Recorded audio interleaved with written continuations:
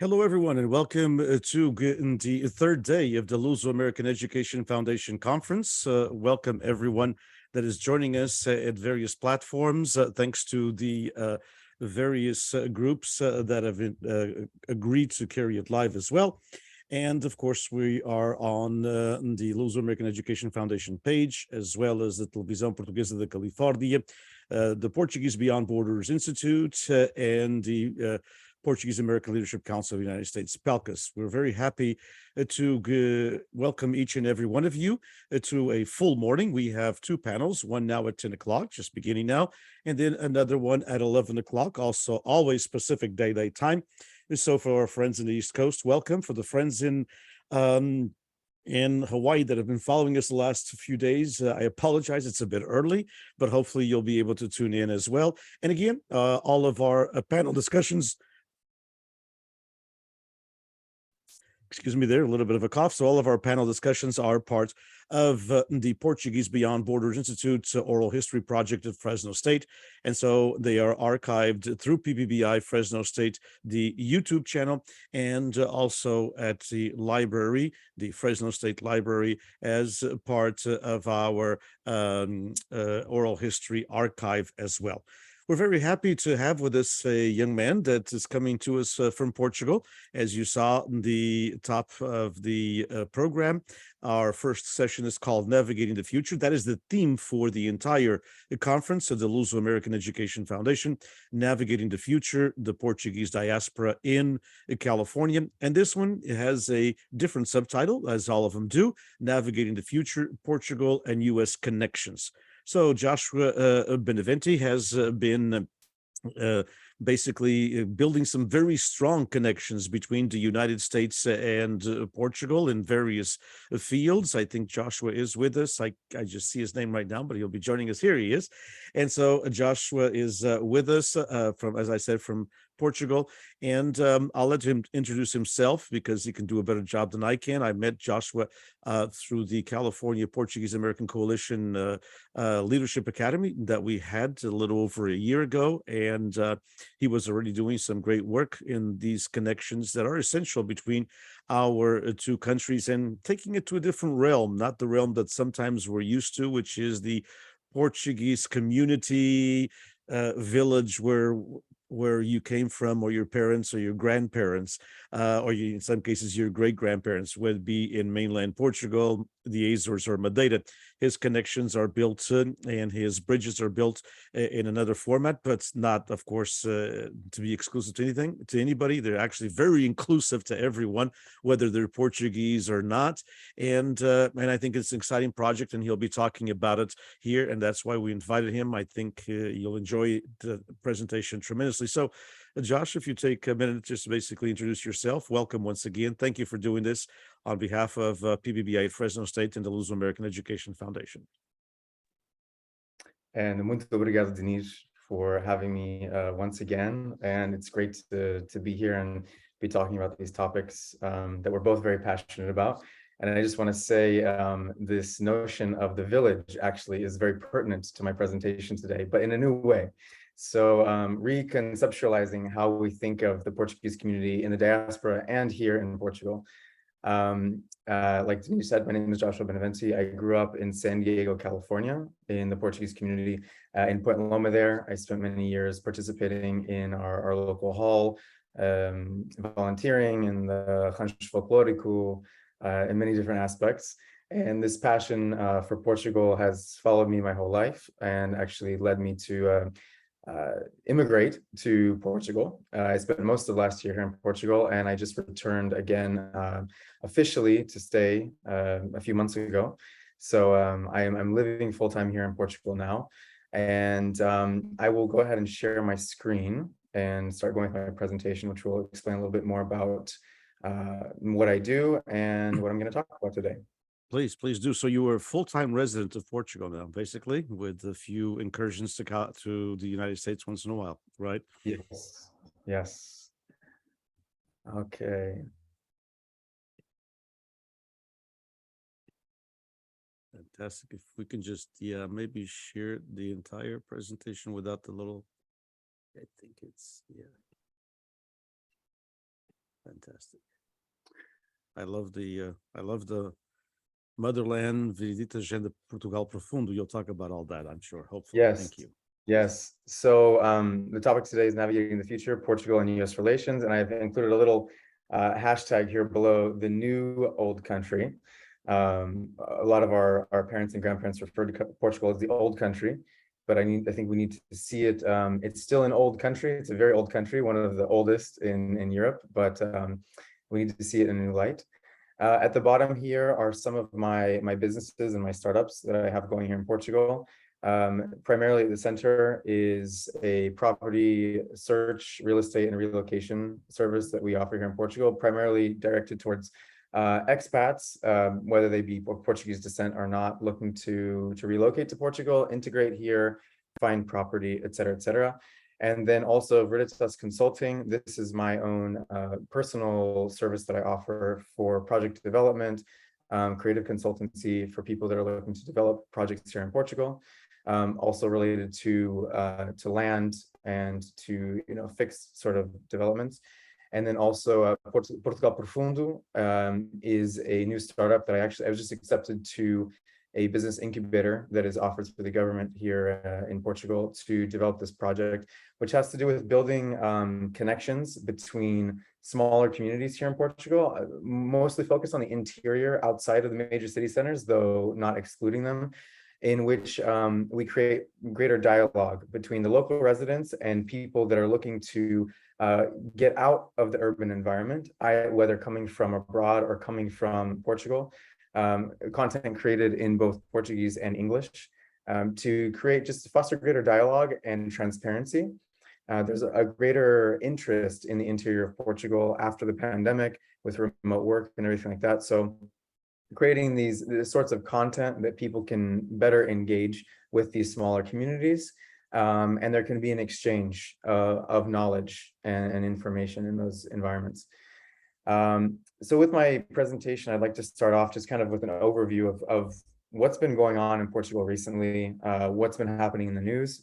And we see that in terms of tourism and the real estate market, because now North America has gotten wind of Portugal, there have been all these articles coming out in the Los Angeles Times or Los Angeles Magazine, New York Times, big magazines and media outlets, which are proposing Portugal as the other California, as an alternative to California in many ways, because it's affordable, because of the high quality of living here, et cetera, et cetera. But we also see that there's some issues in the real estate market because of such an interest on the part of these foreigners coming in to either invest, to relocate here, to acquire second properties here.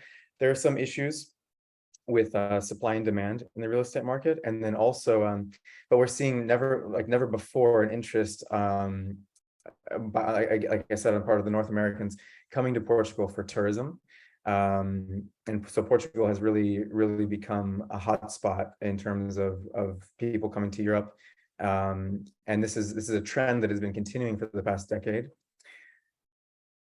We see here, this is in French, but Portugal, the California of Europe. This is kind of the tagline of what's been going on over the past couple of years.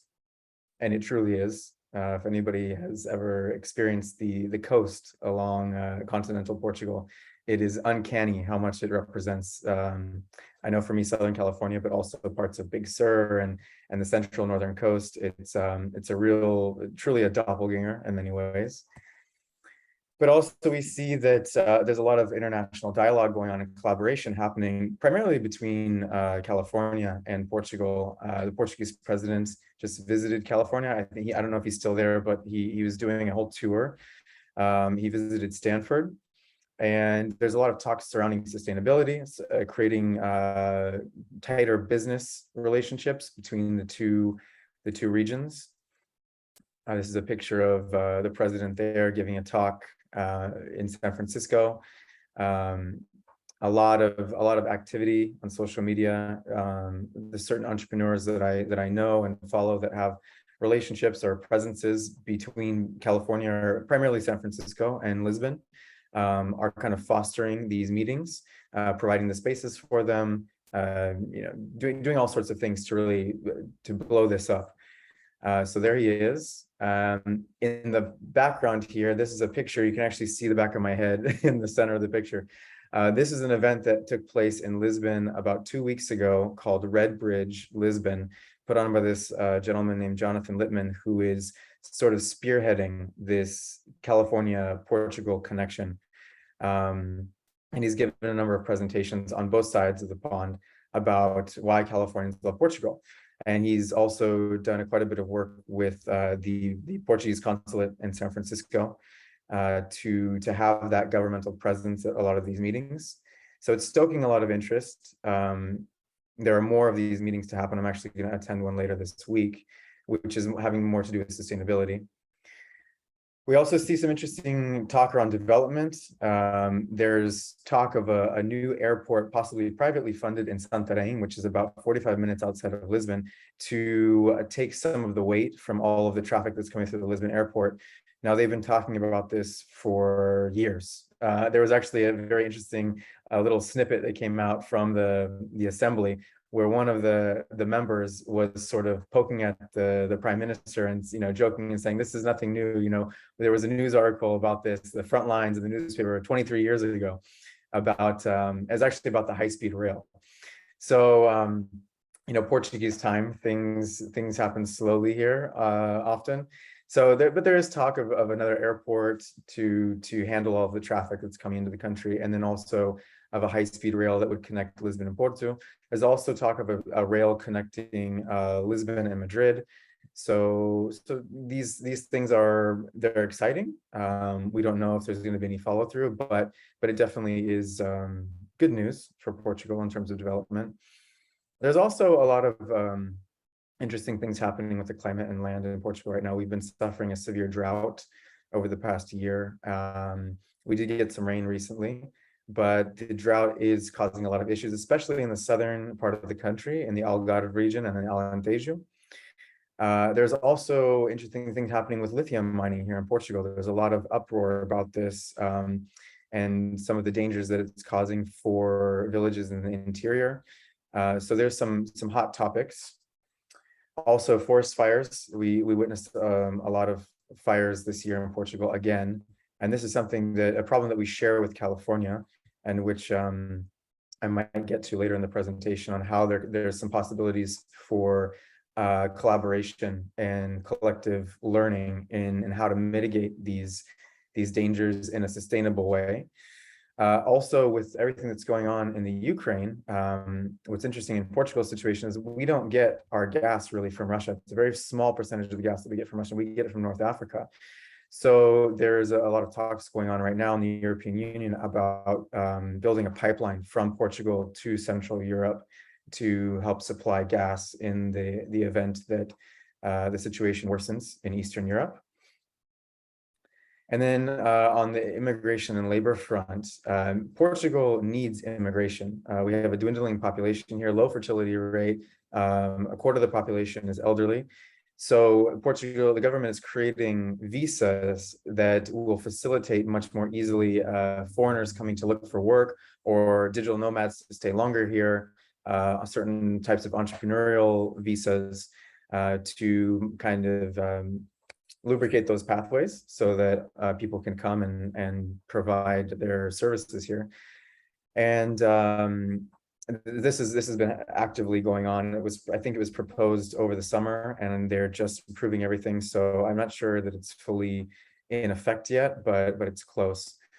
And then we also see in terms of trade work and laborers, because there's a lot of factors involved here regarding low wages in Portugal and migration from interior to the coast or out of the country. A lot of talent leaves the country. Portugal is having to resort to go to countries such as Morocco to import workers to work, especially in the agricultural sector, which is an issue, that the jobs aren't going to Portuguese. Portuguese are leaving to find better wages elsewhere, and it's causing a lot of instability in the country. So, and then I think finally on the educational front, Portugal does provide fantastic education in some regards. We have some of the best MBA programs in the world through the Católica and the Nova University. One of my business partner's sons actually is currently in that program at Nova, and it's a great program. But then also on the other side of the spectrum, we see that here, this article by a Portugal resident is showing that 75,000 school children are without teachers as of the start of the school year. A lot of teachers are on strike. A lot of this, again, is due to low wages and just not very ideal working conditions.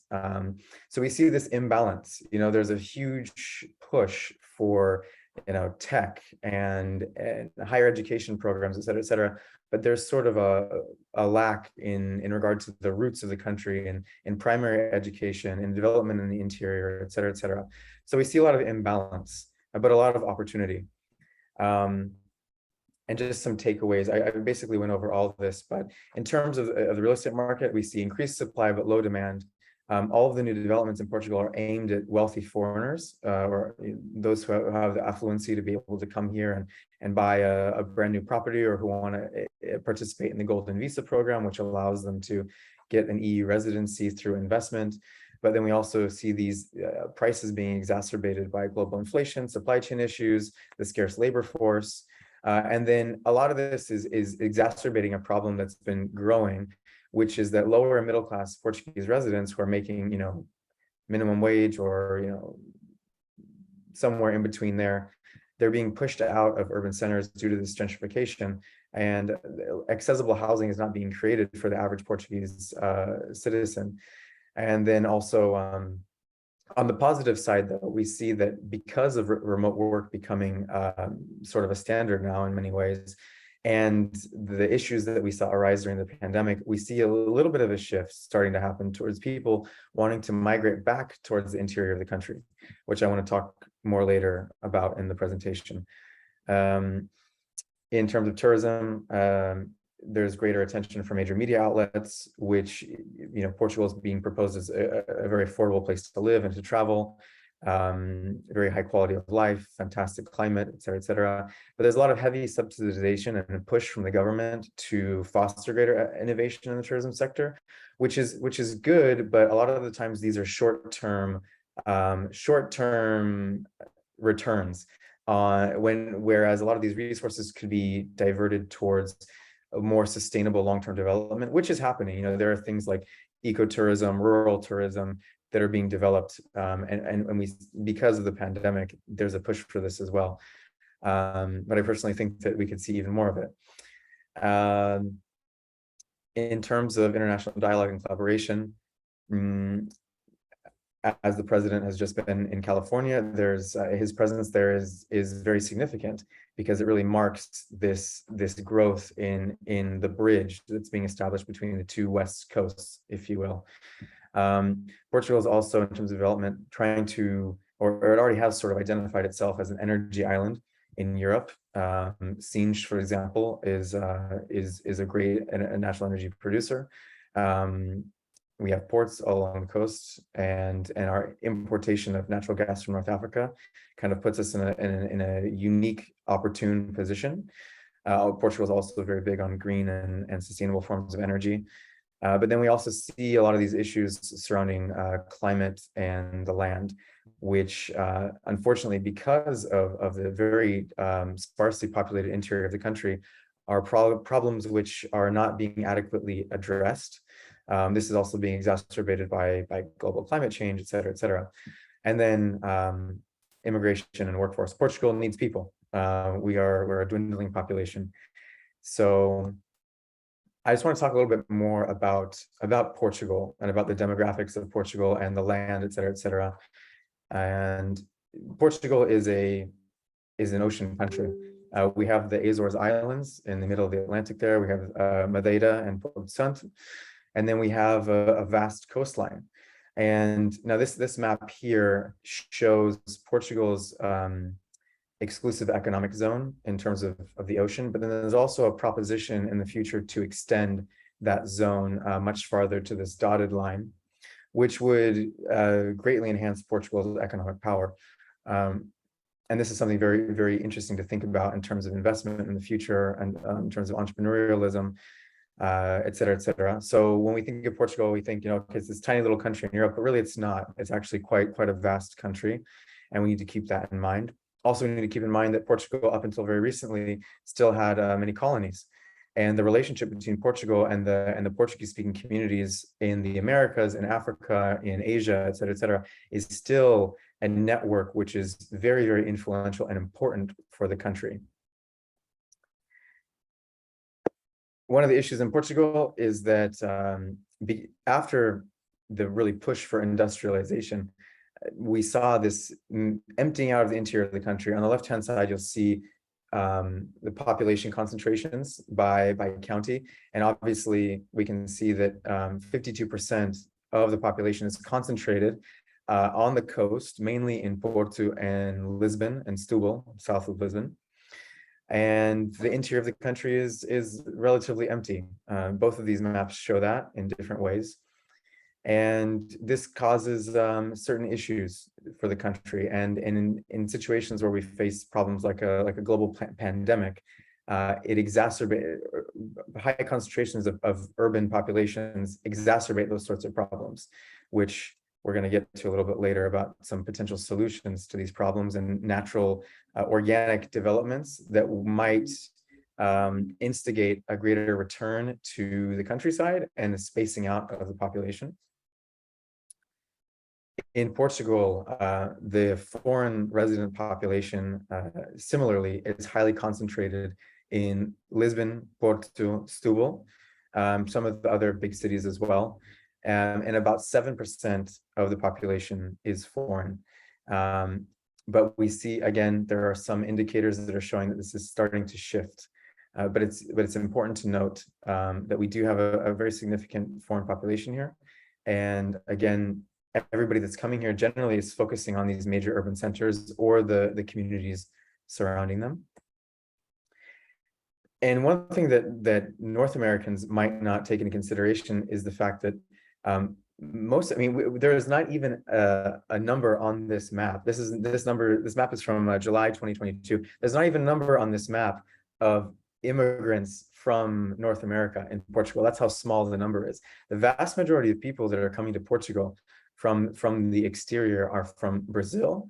They're from the foreign colonies in Asia and Africa, and they're from other European countries such as the United Kingdom, the Ukraine, Romania, France, Italy, Spain, et cetera, and even more from the Ukraine now, especially with everything that's going on. There's a lot of people that are being taken in here. And then, as I mentioned earlier, the fertility rate is down quite a bit. It's the lowest it's ever been in Portugal, and a quarter of our population is considered to be elderly. So we're facing quite a dilemma in our near future in terms of population.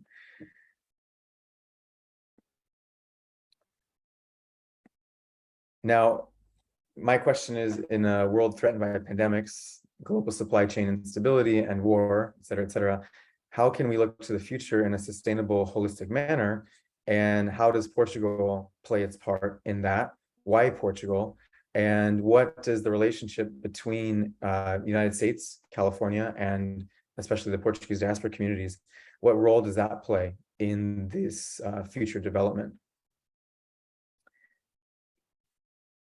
So and I've mentioned all these problems already, but I just wanted to recap them here.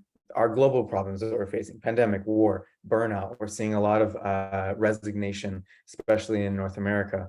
People are just sort of disillusioned with the system as such, and they're looking to embrace a different lifestyle, which is maybe a little bit more healthy, a little more holistic, a little bit more connected to community and to land.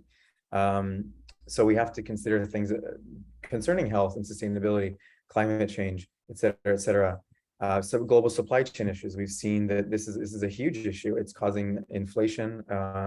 We don't have the supplies that we need to build the rate that we need to build in many parts of the world, et cetera, et cetera. In Portugal, particularly, we have this problem with dwindling population, greatly aging, and then also low fertility, and then a scarce labor force, low density in the interior, wildfires, and this problem of low wages, which is pushing talent either into the big cities or out of the country entirely.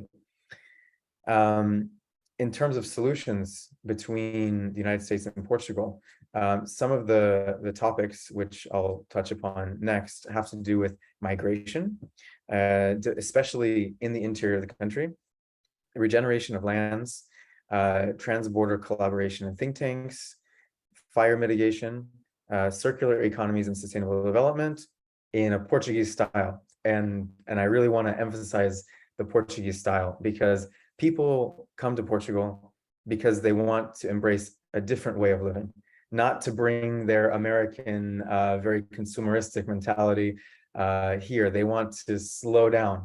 And so I think that there's something very unique that we carry as people of a Portuguese nationality or Portuguese descent, which is at the heart of this whole issue. And moving forward, it really needs to be well taken care of. We need to be custodians of that cultural inheritance. And it's going to be, I believe, what really allows us to succeed as we see these massive global shifts taking place. So this is my question. What does Portugal have to offer? Why are people moving to Portugal? What is the Portuguese culture even? And I have a picture here of the Alentejo.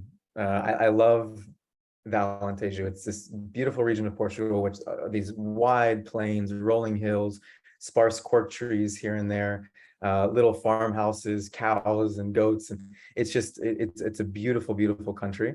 I was just there actually 2 weeks ago. I had some relatives visiting from San Diego, and we did a little tour in the deep Alentejo, going to some wineries and adegas, and it was a very beautiful experience. So my answer to that question is, there's a certain quality of life here, which has to do with a slow pace of living, affordability, obviously, compared to North America, the culture here, and our history. And I would say that people come to Portugal to get back in touch with their humanity. These are a couple of pictures that I took. On the right-hand side, this is a picture from our trip to the Alentejo. This is a particular style of winemaking called the Vinho de Talha, and this large pottery vessel is called a talha. And in this particular area of the Alentejo, they still practice this way of winemaking, which goes back at least 8,000 years. We know that they did it in the Roman times, and there's evidence in the country of Georgia that it was still 8,000 years ago. This is a practice, and it's a slow way of doing things. They don't even make these talhas anymore, so it's a completely different product that you get. The wine is a completely different experience, and a lot of people that I've talked to about it, they say it's medicinal. It's just it's all natural, it's exposed throughout the whole fermentation process to the air. And I think that it's a beautiful symbol for this kind of slow living Portuguese culture, where the good things isn't that which necessarily comes the fastest, but that which takes time and attention to develop. And on the left-hand side is a gentleman that I met when I was helping some friends near Tomar, here in the interior of the country, do their vendimas. And they invited us to come help. And all of the neighbors from the community came to help with the vendimas, the elderly that have been in that community for their whole lives. And they were so giving. They were so welcoming, and invited us to drink their wine and have lunch with them and share their stories and about the region and about who they are and what they've gone through and everything. And I think that's it's something very special that's quite common here in Portugal, is this notion of convívio, that we spend a lot of time together in community just talking, and that we're not in a rush necessarily to get to the next thing, but that life is in these seemingly small things. And that's that's what makes Portugal in many ways. Coming back to this international relationship, migration, interest of Californians and Americans in Portugal, and the evolution of work post-pandemic.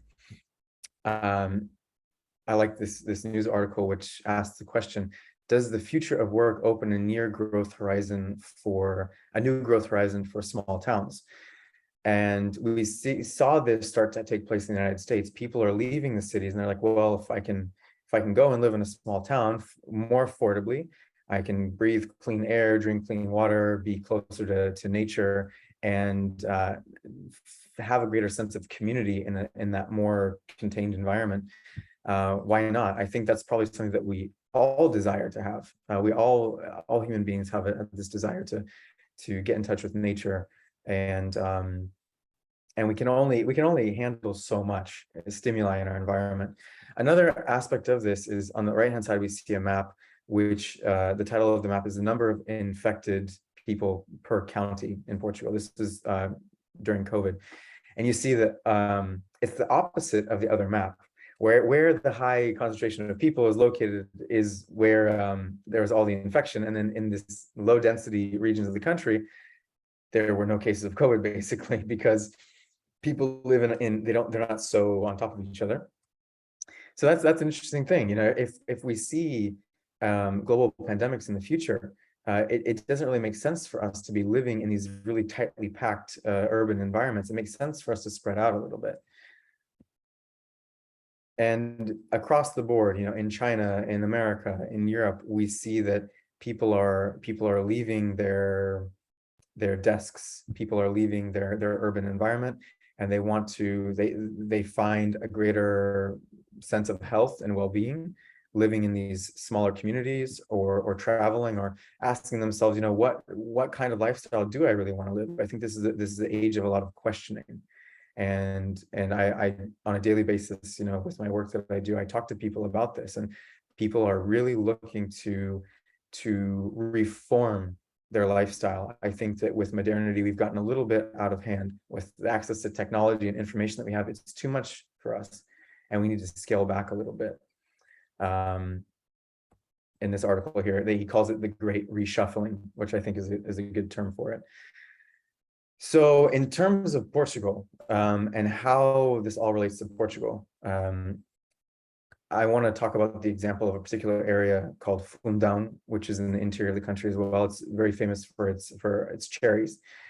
And what Fundão has done, and they started doing this before the pandemic, but basically the municipality there got their wits about them, and they got, you know, on the wave as the wave was forming and gaining momentum.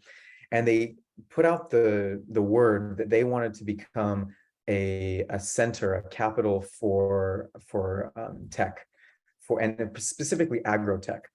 But they started inviting people from all over the world, engineers, programmers, anybody, but there was this huge push in the tech direction to come and live in Fundão, which is this, you know, little municipality in the interior of Portugal. And now there's over 1,000 engineers that live there from all different types of nationalities. And they're developing their project in a way which is I really think is amazing. And they're calling their program, in terms of education at least, I think I can't see it here because my screen's blocking it, but it's Raízes e Asas, I think. And that means roots and wings. So basically what they're trying to do is incorporate both aspects of the old and the new. The kids in primary school are learning things like cheese making, but they're also learning programming, which is a fantastic mix of skill sets, because they're getting in touch with something which is very, very basic, very related to nature and the environment in which they live. But then they're also learning skill sets which are going to equip them to be to enter the workforce and make good money.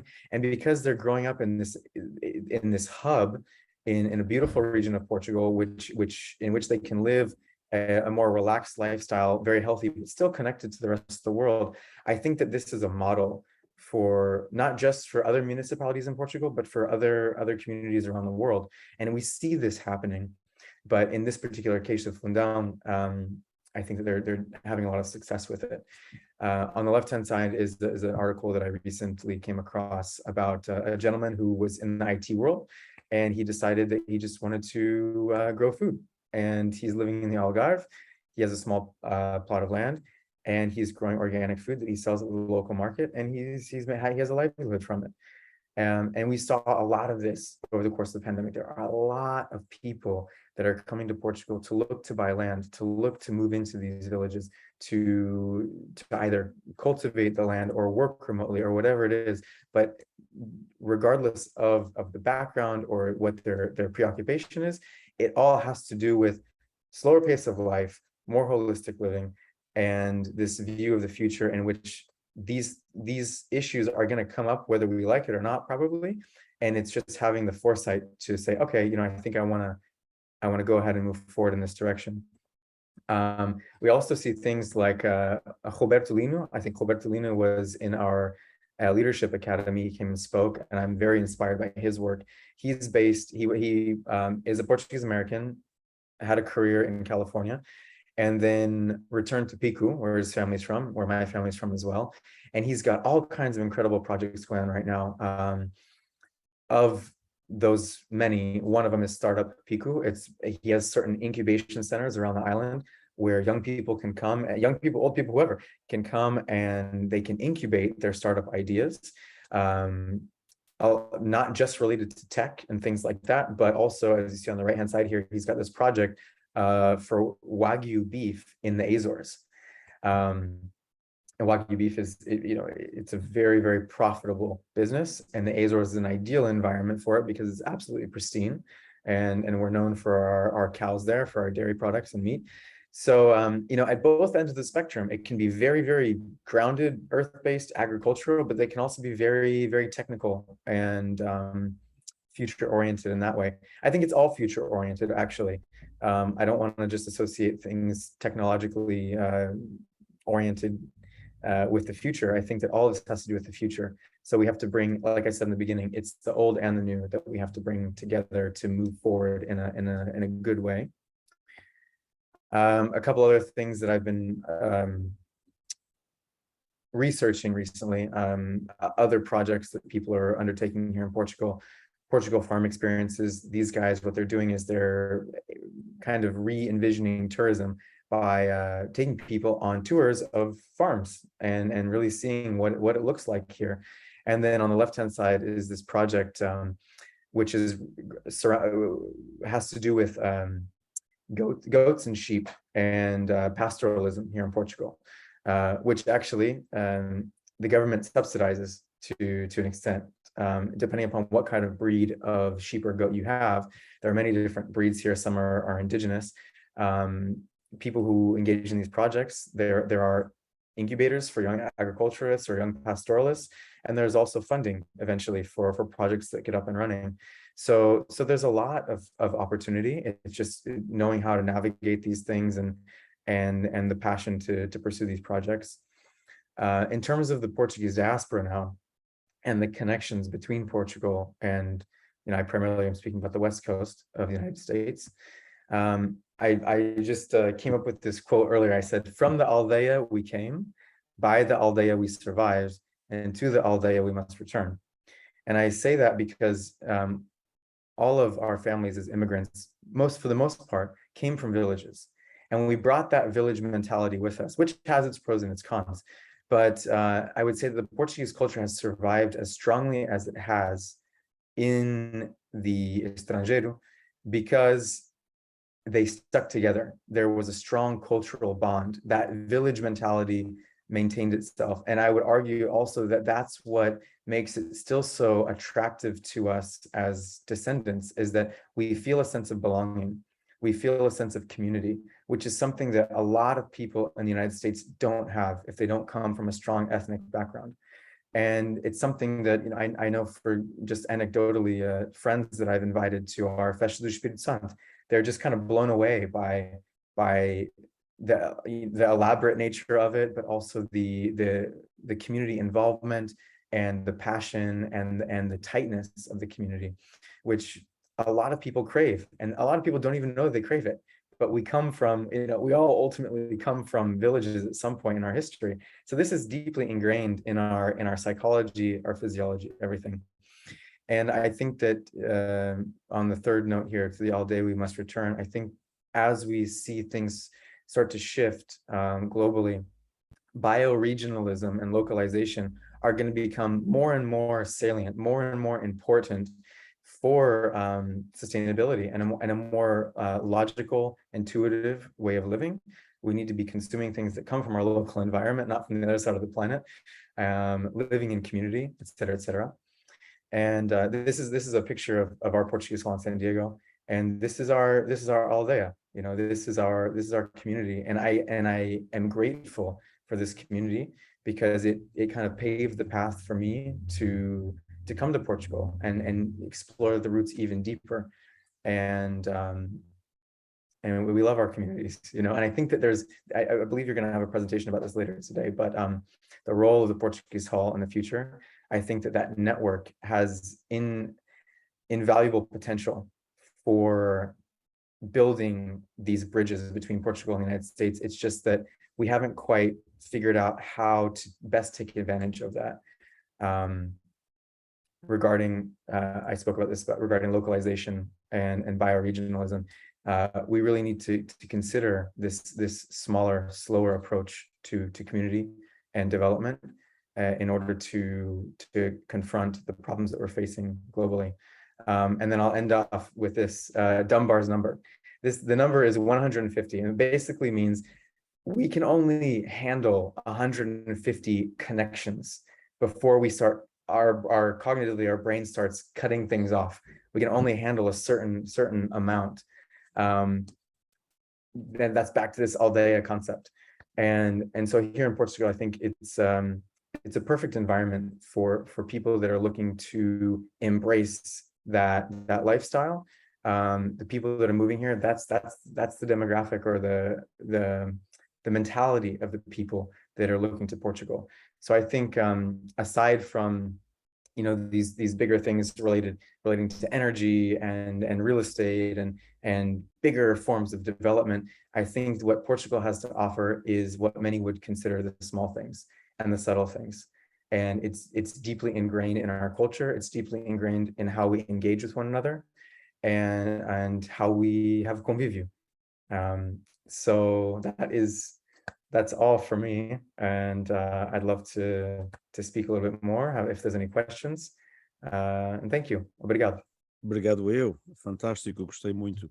Although my temptation to turn to Portuguese, but we'll continue in English, and yours as well. And let's talk about a couple of things, if you don't mind. First of all, just want to give you a comment came from social media.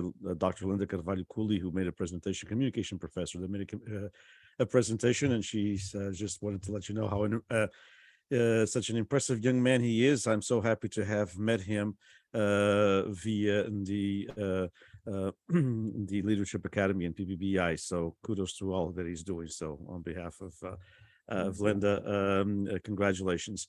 I want to actually probably, I'm not going to steal it without telling you, but I think we should, and I'm going to give you credit, but the idea, I'm only going to change one word if it's okay with you when I use it. And I'll say idea from Joshua Benavente, but to the Azores we use, as you know, the word freguesia means a lot to us, and aldea, we don't have no idea what that is, you know. So I think I'm going to use that in my classroom, if you, with your permission. You know, from the freguesia we came to the freguesia, you know, or to the freguesia we survived, right? And I wrote it down, but I wrote it down fast, but you have the presentation. And to the freguesia we must return. So, and that is kind of, it's interesting that you're speaking about this because, gosh, I don't know, Josh, I know you weren't born, but it was probably about 1980 something that a good friend of mine who teaches at Brown University, Professor Onésimo Teotonio Almeida, who's written extensively about the Portuguese communities. And he called our communities kind of the concept that you have here in a different way, which was, he said, we are an Azorian, in this case was very Azorian, an Azorian freguesia, uma freguesia açoriana rodeada de América por todos os lados.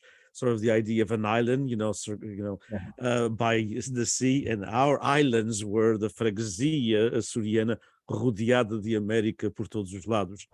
And I think you've taken that a step forward, and I actually would like to share that with him because I think Onésimo would love this idea. So if you allow me, I'd like to share that concept with him.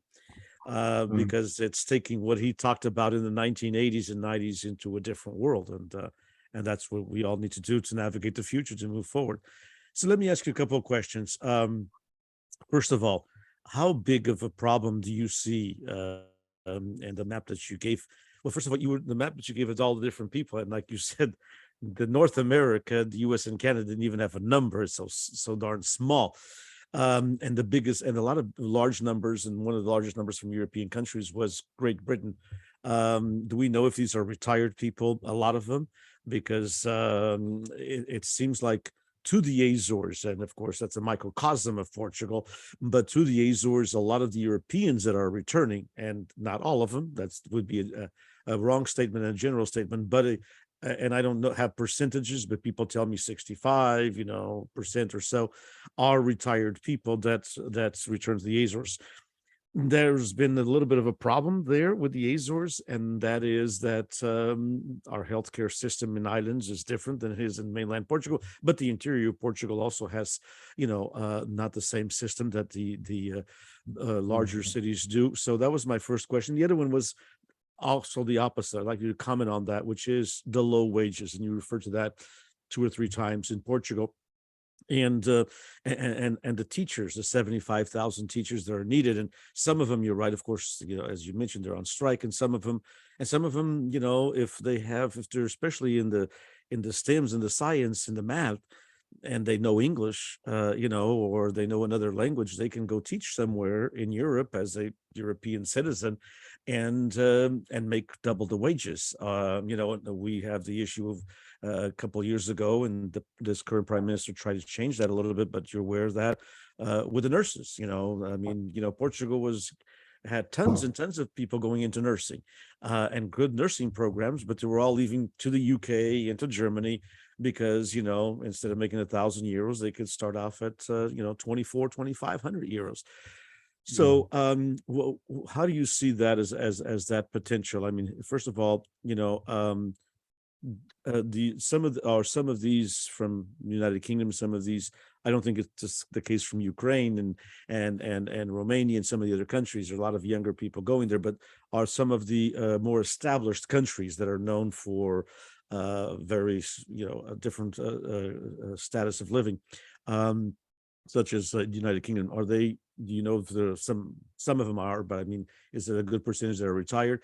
And what do you think Portugal needs to do to keep people in Portugal? Because it's kind of sad in a way that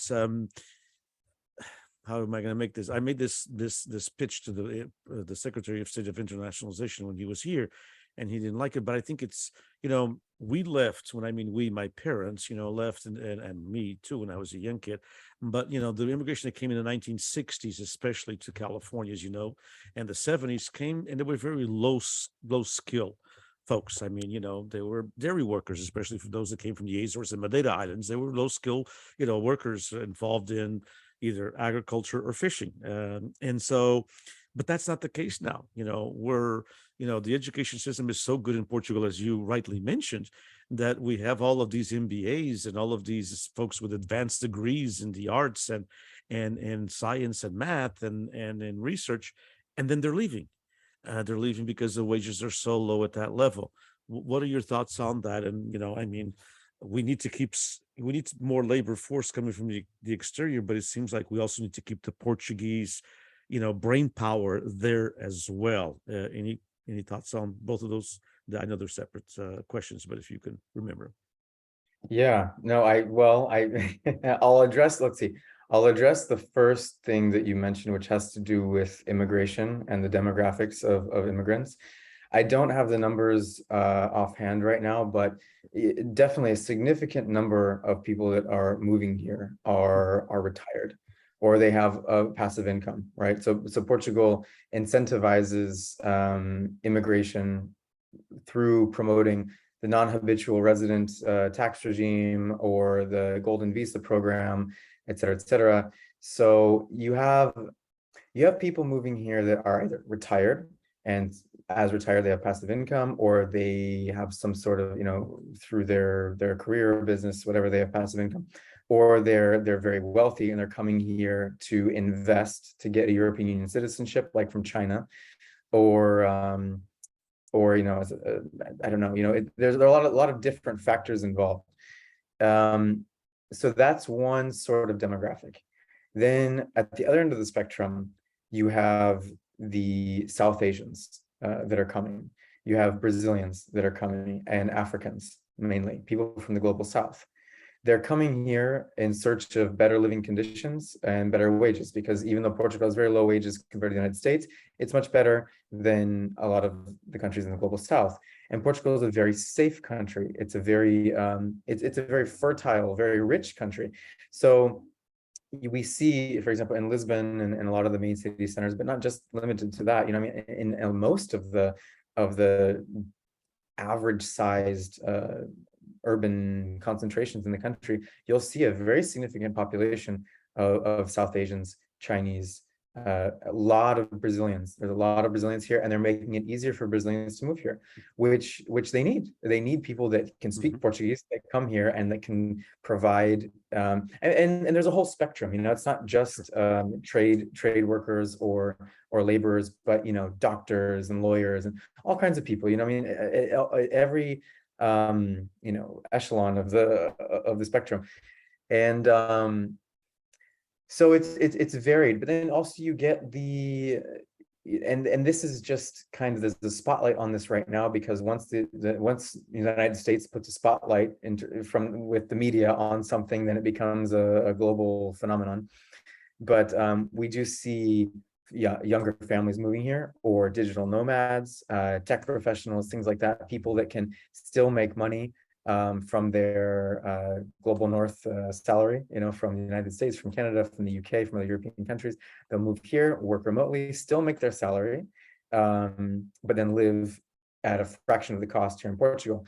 So what's happening is, with tourism and with this sort of movement in the country, it is enriching the country in certain ways. But I want to talk about an issue that we spoke about before we started recording, which is the language issue. It's impressionant how much of a divide there is between the immigrant communities and the Portuguese. There's almost it's not that people don't want to learn. I think it's a problem on both sides, because the Portuguese are so ready to speak English, and they're so ready to give you a free pass and say, okay, let's not even try to speak Portuguese, let's just speak English. And the immigrant communities, Portuguese, either the resources are not there for them, or they don't know how to get access to the resources, or there's no need for them, because Portugal is trying to cater to these foreign investors and audiences and immigrants, et cetera, et cetera. So everything is in English. So there's no real need for people to. So we have this strange cultural barrier, which kind of curiously enough, it's not unlike when the Azorians went to the United States, when they stayed in their little aldeas. A lot of them didn't ever have to learn English because they were so tightly knit. So it's an interesting kind of parallel situation going on here, in many ways. So those are my thoughts regarding that. In terms of low wages and keeping Portuguese in Portugal, there's a lot of factors involved. The Portuguese government is very socialized for all the good that is and all the bad that it is. There's pros and cons. We have access to a healthcare system here, which is quite good, but for next to nothing. But then also, there can be long waits and the low wages and the very high taxes, et cetera, et cetera. So I think that in that regard, the Portuguese government needs to invest in the youth more, and they need to invest in programs that are going to support entrepreneurialism in the younger demographics. And it's there, but I think a lot of it is cultural too. There's a global culture right now which is pushing towards urbanization, which is pushing towards we got to get out, of whatever it is. We need to be moving forward. This myth of eternal development and growth, it's a myth.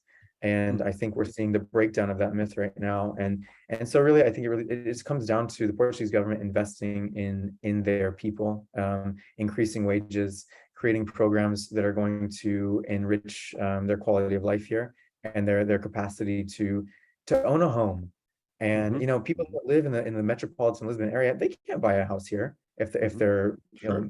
median or low income bracket. There's no way. Which in a way is kind of, I don't know, maybe it's going to force people to start moving back to the interior of the country, but then how do they sustain themselves? And there needs to be programs in place which, for example, will help people transition. Like, okay, I need to move back to the Aldea. How can I start a business? How can we become self-sustaining? How can we rebuild the community there and foster industries that will be profitable and et cetera, et cetera. So there are a lot of facets to these problems, but I have hope. Portugal is a beautiful country with a lot of potential, a lot of resources that are going to waste, and that we could take advantage of. And I think that as we foster greater dialogue between the English-speaking community and the Portuguese-speaking community, the Portuguese diaspora, and the Portuguese here in Portugal, I think that we're starting to see some good things happen. So Indeed, I have faith. indeed. That's esperança é a última coisa a morrer, as we say in Portuguese, right? And so the Portuguese are known to have esperança forever. But indeed, different things have happened, especially in the last 25 to 30 years in Portugal. It's not the same Portugal. One quick thought before we thank you and we move to the next panelist who's already waiting, and it will be actually in Portuguese. So hopefully those following us will continue following us, but in the Portuguese language, which we could have done with Josh. We were just trying to reach everyone here in the community that, where basically 15 to 20% of the people speak Portuguese and 80% don't. So, and those 15 or 20 who speak Portuguese, most of them speak English as well. So we were trying to reach as many people as possible. But I do have one question when you talked about the language. So, when we look at this connection, California, Portugal, this connection, the West Coast of California or vice versa. It would be interesting to actually increase the number of Portuguese programs offered, whether it be at a California public high school or private high school, or even programs that are offered, in the evening through maybe even our local Portuguese halls, and not only for the Portuguese community, but for people who are interested in coming to Portugal and maybe doing a 3-month, intensive course in Portuguese. That would be a great way for those people also to know a little bit about our culture before they immerse in Portugal. So what do you think? I think there's opportunities there that sometimes we're not looking at, to teach Portuguese, not just to Portuguese Americans, but I'm talking about folks who are interested in Portugal of all ethnicities. Yes, 100%. And that's, for me, I'm a language person. Language for me has always been a passion. I studied numerous languages, and at one point thought about being an interpreter or translator, professionally, which I've done to some degree. But growing up in the Portuguese diaspora community, it was essential for me, was the language. I didn't grow up actually speaking Portuguese. I was around it a bit, but I was not fluent. I wanted to learn. And so I put in the time and the effort with the community, with, even the Brazilian Portuguese speaking community. Unfortunately, because there's not a really active European Portuguese speaking community in the United States, I resulted to, having to really learn with a lot of Brazilian Portuguese speakers. But Portuguese is, I believe it's still the fifth spoken language in the world. Mm-hmm. And that's in Asia, in Africa, in Brazil, and basically every continent. Portuguese is heavily spoken. So it's one of the lingua francas of the world. It's a very rich language. And you can't, once the language dies, the culture dies. And Portuguese speakers, at least in the European Portuguese diaspora community, I think we have not done a good job of preserving the language, because that's how our culture will stay alive outside of Portugal. But then also, you simply just can't understand a culture or a history or a people's way of life unless you can speak to them in their own language. And that also has to do with everything, with business, with community formation, with just creating friendships. If you can speak to somebody in their own language, or at least try, that makes a world of difference. And so in every aspect, in the literary history of the country, the poetry of the country, in everything about our culture, the language is the key to unlock it. So I think that there's many ways in which the Portuguese government and the Portuguese diaspora community, the Portuguese halls, could, with the minimal amount of effort, create opportunities for people, Portuguese and non, to gain access to the language. You know, if the Portuguese consulates in each region were to put a small subsidy aside for Portuguese language teachers to one night a week give classes at the local hall or church or university or whatever, you know, given the amount of interest in the language and the country right now, I'm sure it would be a great success. So I think we need to, you know, call upon our leaders to tackle these fundamental issues, not just the shiny pretty ones. That's true. Those are fundamental. Indeed. So thank you so much, Joshua. I appreciate it very, very much. I know our audience is as well. Everybody's in love with you, and as they should be with your intellect and your thoughts and your commitment.